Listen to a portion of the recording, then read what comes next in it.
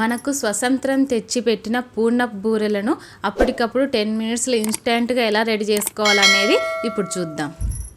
First మనకు పచ్చి శనగపప్పు అనేది కావాలి. పచ్చి శనగపప్పుని ఈ విధంగా కుక్కర్లో వేసుకొని వాటర్ వేసుకొని 3-4 విజిల్స్ వచ్చేంత వరకు బాగా కుక్ చేసుకోవాలి. ఇది బాగా కుక్ అయిపోయింది చూడండి. అలా మెత్తగా అయిపోయిన తర్వాత మనం ఒక బక్కలి గిన్నె తీసుకొని దాంతో వాటర్ అంతా స్టెయిన్ చేసుకోవాలన్నమాట. వాటర్ అంతా మనం బయటకు తీసేయాలి.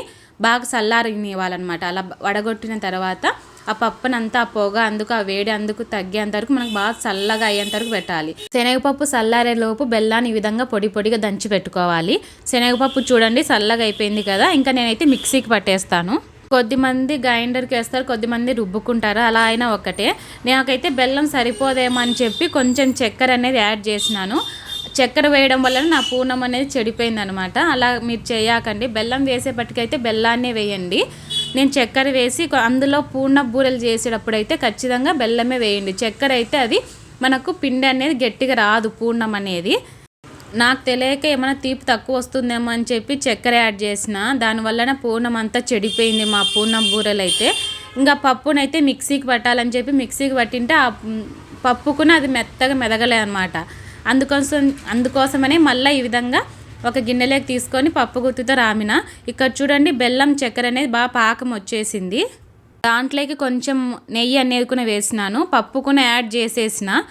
కానీ మామూలుగా అయితే ఇలా ఉండకూడదు. బాగా పూర్ణ బూరెలకైతే గట్టిగా అనేది ఉండాలి. కానీ ఇది పూర్ణం అయితే చెడిపోయింది. మామూలుగా అయితే బెల్లం ఒకటే వేసి నింటే సరిపోయేది అప్పటికప్పుడు. ఫస్ట్ టైం నేను పూర్ణ బూరెలు అనేది రెడీ చేసిన.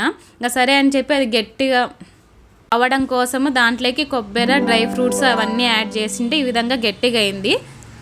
ఇంకా గట్టిగా ఉంటే సరిపోతుంది పిండి అనేది, పూర్ణం అనేది. డ్రై ఫ్రూట్స్ అందుకు ఎక్కువ వేయడం వలన ఇవి కలర్ అనేది కొంచెం ఈ విధంగా ఉంది. లేకుంటే ఎల్లోయిస్గానే ఉండేది మామూలుగా పూర్ణం అంటే. పూర్ణాన్ని ఈ విధంగా బాల్స్ మాదిరి చేసుకోవాలి, చిన్న చిన్న లడ్ల మాదిరి. వీటిని మామూలుగా బియ్యం పిండిలో అందుకు ముంచి మనకు ఆయిల్లో వేస్తాం కదా, అలా కాకుండా అప్పుడప్పుడు చేసుకోవాలనుకునే వాళ్ళు ఎలా అంటే మార్కెట్లలో షాపులలో అందుకు మనకు దోశ పిండి దొరుకుతుంది కదా, వాటిని తెచ్చుకొని దాంతో కొంచెం సాల్ట్ సోలా పొడి వేసి ఈ విధంగా దోశ పిండిలో ముంచి వేయడమే అనమాట. స్పూన్తో వేస్తే బాగా వస్తుంది అనమాట పిండి అనేది. చేతితో వేస్తే సరిగా రాదు. ఇక్కడ చూడండి బూరెలు అనేటివి ఎంత బాగుండాయో. నేను ఫస్ట్ టైం చేయాలనుకున్నాను కానీ ఎత్తిపోయిందేమో పూర్ణము, ఇంకా రాదేమో పాయసం చేసుకుందాం అనుకునే స్టేజ్లో ఎట్టో ఒకట రెడీ చేసినాను.